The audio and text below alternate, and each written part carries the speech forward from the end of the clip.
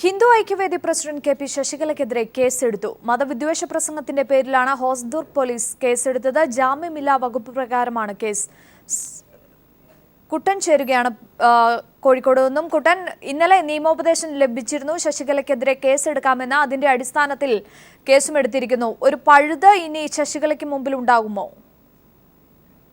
സംസ്ഥാനത്തിന്റെ വിവിധ ഭാഗങ്ങളിൽ കെ.പി. ശശികല നടത്തുന്ന മതസ്പർദ്ധ വളർത്തുന്ന രീതിയിൽ പ്രസംഗം നടത്തുന്നുവെന്ന പരാതിയിന്മേലാണ് ഇപ്പോൾ പോലീസ് കേസെടുത്തിരിക്കുന്നത്.